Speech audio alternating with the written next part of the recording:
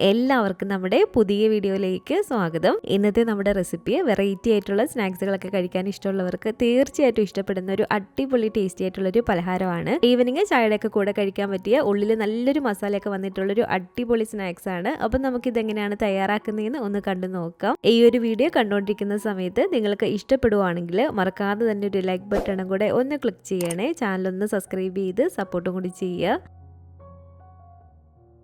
അപ്പോൾ ഈ ഒരു സ്നാക്സ് റെഡിയാക്കി എടുക്കാൻ വേണ്ടിയിട്ട് ആദ്യം തന്നെ നമുക്ക് ഇതിലേക്ക് വേണ്ടത് 250 ml ഒരു കപ്പിൽ 2 കപ്പ് അളവിൽ മൈദയാണ്. അപ്പോൾ 2 കപ്പ് അളവിൽ മൈദ ഈ ഒരു പാത്രത്തിലേക്ക് ഇട്ട് കൊടുത്തിട്ടുണ്ട്. ഇതിലേക്ക് നമുക്ക് ആവശ്യത്തിനുള്ള ഉപ്പിട്ട് കൊടുക്കാം. അതുപോലെ തന്നെ 1 ടീസ്പൂൺ അളവിൽ പഞ്ചസാരയും 1 ടീസ്പൂൺ അളവിൽ ഇൻസ്റ്റൻറ്റ് ഈസ്റ്റും കൂടി ചേർത്ത് കൊടുക്കുകയാണ്. ഇൻസ്റ്റൻറ്റ് ഈസ്റ്റ് ആയതുകൊണ്ടാണ് കേട്ടോ ഇതുപോലെ ഡയറക്റ്റ് ഇട്ട് കൊടുത്തിരിക്കുന്നത്. ഇനി നിങ്ങൾ എടുക്കുന്നത് ഡ്രൈഡ് ഈസ്റ്റ് ആണെങ്കിൽ കുറച്ച് ഇളം ചൂടുള്ള വെള്ളത്തിൽ പഞ്ചസാരയും ഈസ്റ്റും ചേർത്ത് നന്നായിട്ട് മിക്സ് ചെയ്യുക. എന്നിട്ട് അതൊരു 10 മിനിറ്റോളം റെസ്റ്റ് ചെയ്ത് നന്നായിട്ട് പൊങ്ങി വന്നതിന് ശേഷം ആ ഒരു മിക്സ് വേണം ഇതിലേക്ക് നമ്മൾ ഒഴിച്ചു കൊടുക്കാൻ വേണ്ടിയിട്ട്. അതുപോലെ തന്നെ ഒരു 2 ടേബിൾ സ്പൂൺ അളവിൽ ഓയിലും കൂടി നമുക്ക് ഇതിലേക്ക് ഒഴിച്ചു കൊടുക്കാം. സൺഫ്ലവർ ഓയിലോ വെജിറ്റബിൾ ഓയിലോ ഒലിവ് ഓയിലോ ഏത് വേണമെങ്കിലും ചേർത്ത് കൊടുക്കാം. ഞാനിപ്പോൾ ഇതിലേക്ക് ഒരു 2 ടേബിൾ സ്പൂൺ അളവിൽ സൺഫ്ലവർ ഓയിൽ ഇതുപോലെ ഒഴിച്ചു കൊടുത്തിട്ടുണ്ട്. ഇതെല്ലാം കൂടി ചേർത്ത് കൊടുത്തിട്ട് നന്നായിട്ട് നമുക്ക് ഇതുപോലെ ഒന്ന് മിക്സ് ചെയ്തിട്ട് എടുക്കാം. ഇനി നമുക്ക് ഈ ഒരു മാവ് കുഴച്ചിട്ടെടുക്കേണ്ടത് ഇളം ചൂടുള്ള പാലിലാണ് കേട്ടോ. ഒരുപാട് ചൂടുണ്ടാക്കാൻ പാടില്ല. ഒരു ഇളം ചൂടുള്ള 1/2 കപ്പ് അളവിൽ നമ്മൾ മൈദ അളന്നിട്ടെടുത്ത് അതേ കപ്പിൽ തന്നെ 1/2 കപ്പ് പാലും കൂടി ഇതിലേക്ക് ഒഴിച്ചു കൊടുക്കാം. ആദ്യം ഇത്രയും ഒഴിച്ചു കൊടുത്തിട്ട് നന്നായിട്ടൊന്ന് മിക്സ് ചെയ്ത് നോക്കുക. എന്നിട്ട് നമുക്ക് ഇതിലേക്ക് വീണ്ടും പാല് വേണമെന്നുണ്ടെങ്കിൽ ചേർത്ത് കൊടുക്കാം. അല്ലെങ്കിൽ ഇളം ചൂടുള്ള വെള്ളം കൂടി ചേർത്ത് കൊടുത്താൽ മതി. ആ ഒരു 1/2 കപ്പ് അളവിൽ ഇളം ചൂടുള്ള പാല് കൂടാതെ ഒരു 3 ടേബിൾ സ്പൂൺ അളവിൽ ഇളം ചൂടുള്ള വെള്ളം കൂടി ഒഴിച്ചു കൊടുത്തപ്പോഴാണ് കറക്റ്റ് എനിക്ക് ഈ ഒരു മയത്തിന് മാവൊന്ന് കുഴച്ചെടുക്കാൻ പറ്റിയിട്ടുള്ളത്. വീണ്ടും ഒരു 5 മിനിറ്റോളം നന്നായിട്ടൊന്ന് കുഴച്ചിട്ടെടുക്കുക. അപ്പോൾ ഇതുപോലെ നല്ല മയത്തിൽ നല്ല സോഫ്റ്റാക്കി നമ്മൾ ഈ ഒരു മാവ് കുഴച്ചെടുത്തതിന് ശേഷം ഇതുപോലൊരു പാത്രത്തിലേക്ക് കുറച്ച് ഓയിൽ ഒഴിച്ചു കൊടുക്കുക. അതിനുശേഷം ഇതുപോലെ ഈ ഒരു മാവ് അതിലേക്ക് വെച്ച് കൊടുത്തിട്ട് അതിൻ്റെ മുകളിൽ കുറച്ച് ഓയിലൊന്ന് സ്പ്രെഡ് ചെയ്ത് കൊടുക്കുക കേട്ടോ. ഈ ഒരു മാവ് നമ്മൾ കുറച്ച് സമയം ഒന്ന് റെസ്റ്റ് ചെയ്യാൻ വേണ്ടിയിട്ട് വെക്കും. അപ്പോൾ അത്രയും സമയം ആ ഒരു മാവ് ഇരിക്കുമ്പോഴത്തേക്കും മുകൾ ഭാഗം ഉണങ്ങി പോകാതിരിക്കാൻ വേണ്ടിയിട്ടാണ് ഇതുപോലെ നമ്മൾ ഓയിലൊന്ന് സ്പ്രെഡ് ചെയ്ത് കൊടുക്കുന്നത്. ഇനി നമുക്കിതൊന്ന് കവർ ചെയ്ത് കൊടുക്കാം. ഒന്നെങ്കിൽ ഇതിലൊരു ക്ലിംഗ് റാപ്പ് വെച്ചിട്ട് കവർ ചെയ്യുക, അല്ലെങ്കിൽ ഒരു കോട്ടൺ തുണി നനച്ചിട്ട് നന്നായിട്ട് പിഴിഞ്ഞതിന് ശേഷം ഇതിൻ്റെ മുകളിലേക്ക് നമ്മൾ ഇട്ട് കൊടുത്താലും മതി. അപ്പോൾ ഈ ഒരു മാവ് നല്ല ഡബിൾ ആയിട്ട് നമുക്ക് നന്നായിട്ട് പൊങ്ങി കിട്ടണം. അപ്പോൾ അത്രയും സമയം ഒന്ന് റെസ്റ്റ് ചെയ്യാൻ വേണ്ടിയിട്ട് വെക്കാം. ഏകദേശം ഒരു 2 മണിക്കൂറൊക്കെ ആകുമ്പോഴത്തേക്ക് നന്നായിട്ട് നമുക്ക് ഈ ഒരു മാവ് ഒന്ന് പൊങ്ങി കിട്ടും. ഇനി നമുക്ക് ഇതിൻ്റെ ഒരു ഫില്ലിംഗ് റെഡിയാക്കി എടുക്കാൻ വേണ്ടിയിട്ട് ഇതുപോലൊരു പാനിലേക്ക് ഒരു 2-2.5 ടേബിൾ സ്പൂൺ അളവിൽ ഓയിൽ ഒഴിച്ചു കൊടുക്കുക. ഞാനിപ്പോൾ ഇതിലേക്ക് സൺഫ്ലവർ ഓയിലാണ് കേട്ടോ ഒഴിച്ചു കൊടുത്തിരിക്കുന്നത്. ഓയിലൊന്ന് ചൂടായിട്ട് വരുമ്പോഴത്തേക്കും ഒരു വലിയ സവാള ഇതുപോലെ ചെറുതാക്കി ഒന്ന് കട്ട് ചെയ്തെടുത്തിരിക്കുന്നതാണ്. അത് നമുക്ക് ഇതിലേക്ക് ഇട്ട് കൊടുക്കാം. എന്നിട്ട് നന്നായിട്ട് ഇളക്കിയിട്ട് എടുക്കുക. ഇനി ഇതിലേക്ക് 1 ടേബിൾ സ്പൂൺ അളവിൽ വെളുത്തുള്ളി തീരെ പൊടിയായിട്ട് കട്ട് ചെയ്തതും അതുപോലെ തന്നെ 1 ടേബിൾ സ്പൂൺ അളവിൽ ഇഞ്ചി തീരെ ചെറിയതാക്കി കട്ട് ചെയ്തതും കൂടി ഇട്ട് കൊടുക്കാം.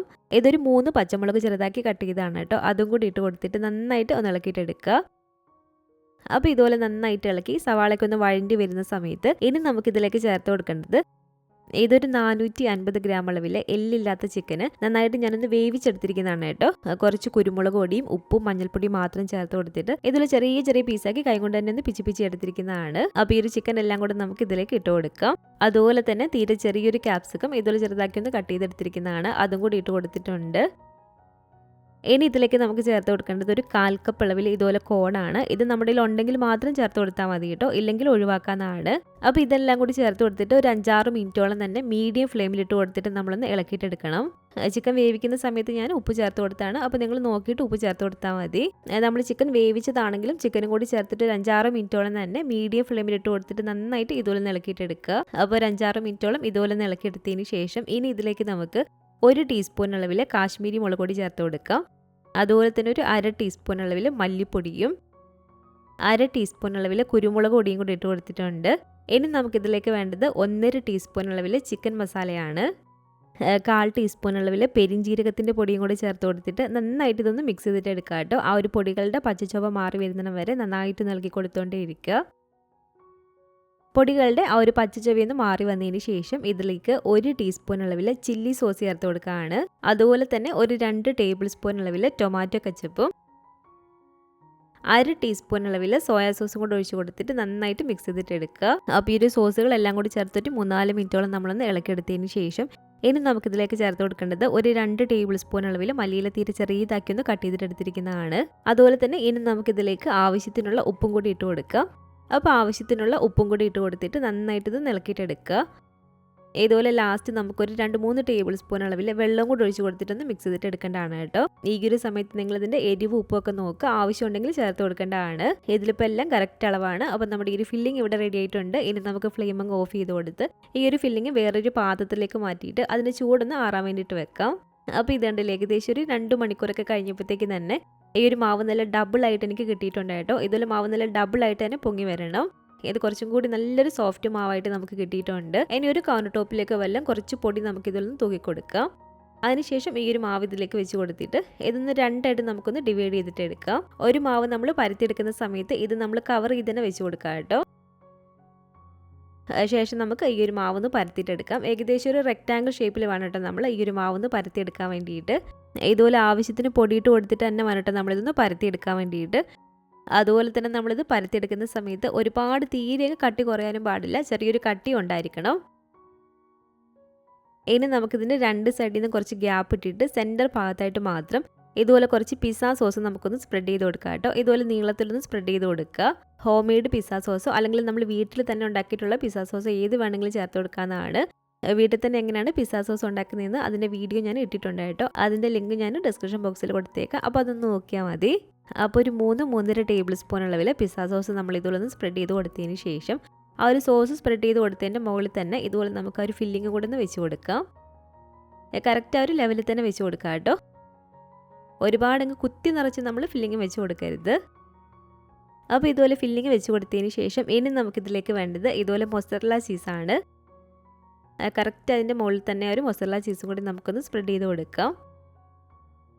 അപ്പോൾ മൊസറല്ല ചീസും ഇതുപോലെ നമ്മളൊന്ന് സ്പ്രെഡ് ചെയ്ത് കൊടുത്തതിന് ശേഷം അതിൻ്റെ മുകളിൽ കുറച്ച് വറ്റൽമുളക് ഇതുപോലെ പൊടിച്ചത് ചില്ലി ഫ്ലേക്സ് നമുക്കിതിലൊന്ന് സ്പ്രെഡ് ചെയ്ത് കൊടുക്കാം. പിന്നെ നമ്മുടെ കയ്യിൽ ഒറിഗാനോ ഉണ്ടെങ്കിൽ മാത്രം ഇതിൽ കുറച്ചൊന്ന് സ്പ്രെഡ് ചെയ്ത് കൊടുക്കുക, ഇല്ലെങ്കിൽ ഒഴിവാക്കാവുന്നതാണ്.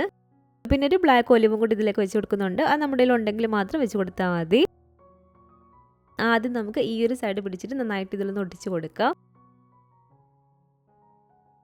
അതിനുശേഷം ഈ ഒരു അറ്റം കൂടി പിടിച്ചിട്ട് പതിയെ നമ്മൾ ഇതിലൊന്ന് പ്രസ് ചെയ്തൊന്ന് അമർത്തിയൊന്ന് ഒട്ടിച്ച് കൊടുക്കുക.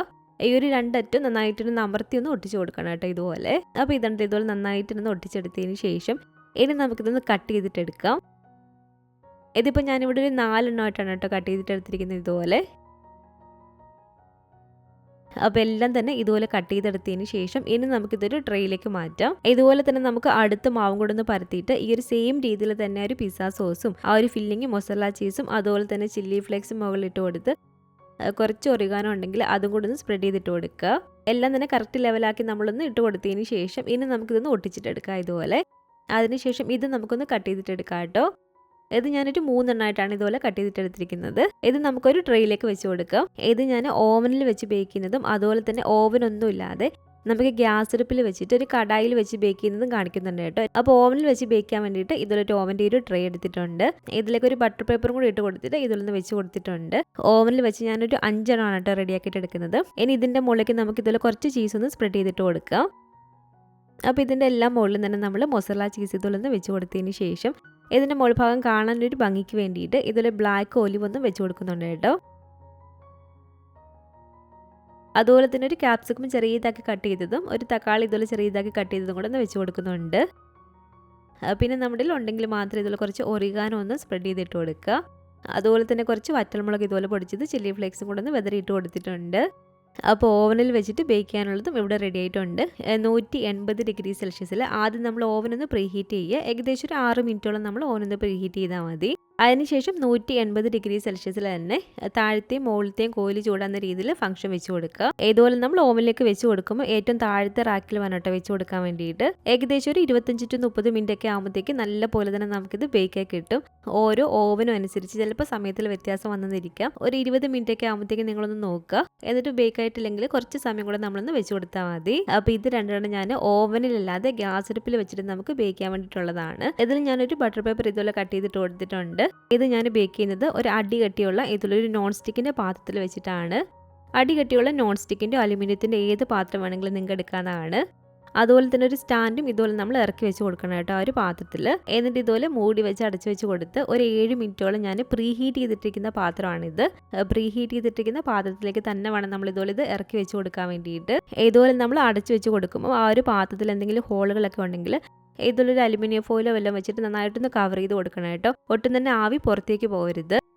എന്നിട്ടൊരു മീഡിയം ഫ്ലെയിമിനും ലോ ഫ്ലെയിമിനും നമ്മൾ ഇടയ്ക്ക് വെച്ച് കൊടുക്കുക. ഒരുപാട് തീ കൂട്ടിയിട്ട് കൊടുക്കരുത്, പെട്ടെന്ന് ഇതങ്ങ് കരിഞ്ഞു പോകും. മീഡിയം ഫ്ലെയിമിനും ലോ ഫ്ലെയിമിനും ഇടയ്ക്ക് വെച്ച് കൊടുത്തിട്ട് ഇതൊരു 25-30 മിനിറ്റൊക്കെ ആകുമ്പോഴത്തേക്ക് നന്നായിട്ട് തന്നെ നമുക്ക് ബേക്കാൻ വരും കേട്ടോ. അപ്പോൾ ഇതുണ്ടല്ലോ, ഞാനിപ്പോൾ ഇവിടെ ഓവനിൽ വെച്ചത് കറക്റ്റ് എനിക്കൊരു 25-30 മിനിറ്റൊക്കെ എടുക്കാറായപ്പോഴത്തേക്ക് നന്നായിട്ട് തന്നെ ഒന്ന് ബേക്കായി വന്നിട്ടുണ്ട് കേട്ടോ. അതുപോലെ തന്നെ ഏകദേശം ഒരു 25-30 മിനിറ്റൊക്കെ എടുക്കാറായപ്പോഴത്തേക്കും ഈ ഒരു പാനിൽ വെച്ചതും എനിക്ക് നന്നായിട്ട് തന്നെ ബേക്കായി വന്നിട്ടുണ്ട്. ഇതുപോലെ നമ്മൾ പാനിൽ വെച്ചത് റെഡി ആയിട്ടുണ്ടോ എന്ന് അറിയാൻ വേണ്ടിയിട്ട് ആ ഒരു മാവിൻ്റെ ഒരു ഭാഗത്ത് ഇതുപോലെ ഒന്ന് കുത്തി നോക്കുക, ഒരു സ്റ്റിക്ക് വല്ലതും വെച്ചിട്ട്. സ്റ്റിക്ക് നല്ല ക്ലീൻ ആയിട്ടാണ് വരുന്നതെങ്കിൽ ഇത് നമുക്ക് ബേക്കായി വന്നിട്ടുണ്ട്. അപ്പോൾ ഓവനിൽ വെച്ചതും ഓവനിലില്ലാതെ ചെയ്തതും നല്ല അടിപൊളിയായിട്ട് തന്നെ നമുക്കിവിടെ റെഡിയാക്കി കിട്ടിയിട്ടുണ്ട്. ഓവനകത്ത് വെച്ചത് കുറച്ചും കൂടി നല്ലൊരു പുറമെ ഡാർക്ക് കളറായിട്ടുണ്ടെന്ന് മാത്രമേ ഉള്ളൂ. പക്ഷെ നമ്മൾ ഈ ഒരു ഓവനിൽ വെച്ചതും അതുപോലെ തന്നെ ഈ ഒരു ഗ്യാസ് അടുപ്പിൽ വെച്ചതും ടേസ്റ്റിലൊന്നും ഒരു വ്യത്യാസമില്ല കേട്ടോ. കാണുമ്പോൾ ഒരു ചെറിയൊരു വ്യത്യാസം ഉണ്ടെന്ന് മാത്രമേ ഉള്ളൂ. അപ്പോൾ നിങ്ങൾക്ക് ഗ്യാസ് അടുപ്പിൽ ഇത് നല്ല പെർഫെക്റ്റ് ആയിട്ട് തന്നെ റെഡിയാക്കി എടുക്കാൻ പറ്റും. അപ്പോൾ ഈ ഒരു ഓവനകത്ത് വെച്ചത് ഇതുപോലെ ഞാനൊന്ന് കട്ട് ചെയ്ത് കാണിച്ചു തരാം. ഒരിക്കലെങ്കിലും നിങ്ങളിത് ട്രൈ ചെയ്ത് നോക്കേണ്ട ഒരു ഐറ്റം തന്നെയാണ് കേട്ടോ. അപ്പോൾ നല്ല അടിപൊളി ടേസ്റ്റി ആയിട്ടുള്ള നമ്മുടെ ഒരു പിസ്സ പാഴ്സൽ ഇവിടെ റെഡി ആയിട്ടുണ്ട്. ഇത് ഞാൻ ഓവനിലല്ലാതെ ഒരു ഗ്യാസ് അടുപ്പിൽ വെച്ചതാണ്. ഇതും കൂടി ഒന്ന് കട്ട് ചെയ്ത് കാണിച്ചു തരാം. അപ്പോൾ ഇതുണ്ടല്ലേ, കാണുമ്പോൾ തന്നെ നമുക്ക് മനസ്സിലാവും അതിൻ്റെ ഒരു ഉള്ളൊക്കെയാണ് നന്നായിട്ട് വെന്ത് നല്ല അടിപൊളിയായിട്ട് തന്നെ ഇത് നമുക്ക് റെഡിയാക്കി കിട്ടിയിട്ടുണ്ട്. അപ്പോൾ ഇന്നത്തെ നമ്മുടെ ഈ ഒരു സൂപ്പർ ടേസ്റ്റിലുള്ള ഈ ഒരു പിസ്സ പാഴ്സലിൻ്റെ റെസിപ്പി നിങ്ങൾക്ക് എല്ലാവർക്കും ഇഷ്ടപ്പെട്ടെന്ന് കരുതുന്നു. ഇതുപോലെ നിങ്ങൾ ഉണ്ടാക്കി നോക്കുകയാണെങ്കിൽ നിങ്ങളുടെ അഭിപ്രായങ്ങളൊക്കെ മറക്കാതെ തന്നെ നമ്മുടെ കമൻറ്റ് ബോക്സിൽ വന്ന് അറിയിക്കുക. അതുപോലെ തന്നെ ഈ ഒരു വീഡിയോ ഇഷ്ടപ്പെട്ടെങ്കിൽ മറക്കാതെ തന്നെ ഒരു ലൈക്ക് ബട്ടണും കൂടെ ഒന്ന് ക്ലിക്ക് ചെയ്യണേ. നിങ്ങളുടെ ഫാമിലിയും ഫ്രണ്ട്സും ഒക്കെ ആയിട്ട് നമ്മുടെ ഒരു വീഡിയോ ഒന്ന് ഷെയർ ചെയ്ത് കൊടുക്കുക. പുതിയതായിട്ട് ഈ ഒരു ചാനൽ ആരെങ്കിലും കാണുന്നുണ്ടെങ്കിലും ഇതുവരെയായിട്ടും ഈ ഒരു ചാനൽ സബ്സ്ക്രൈബ് ചെയ്തിട്ടില്ലെങ്കിലും താഴെ കാണുന്ന ഒരു റെഡ് സബ്സ്ക്രൈബ് ബട്ടണും കൂടെ ഒന്ന് പ്രസ് ചെയ്ത് സപ്പോർട്ട് ചെയ്യണേ. കൂട്ടത്തിൽ കാണുന്ന ബെല്ലൈക്കണും കൂടെ ഒന്ന് ക്ലിക്ക് ചെയ്ത് അതിൽ ഓൾ എന്നൊരു ഓപ്ഷൻ തന്നെ കൊടുക്കുകയാണെങ്കിൽ ഞാൻ പുതിയ പുതിയ റെസിപ്പികളൊക്കെ ഇടുന്ന സമയത്ത് നിങ്ങൾക്ക് അതിൻ്റെ നോട്ടിഫിക്കേഷൻ കിട്ടുന്നതായിരിക്കും. ഇൻഷാ അല്ലാഹ് വീണ്ടും നമുക്കിതുപോലെ നല്ലൊരു റെസിപ്പിയായിട്ട് കാണാം.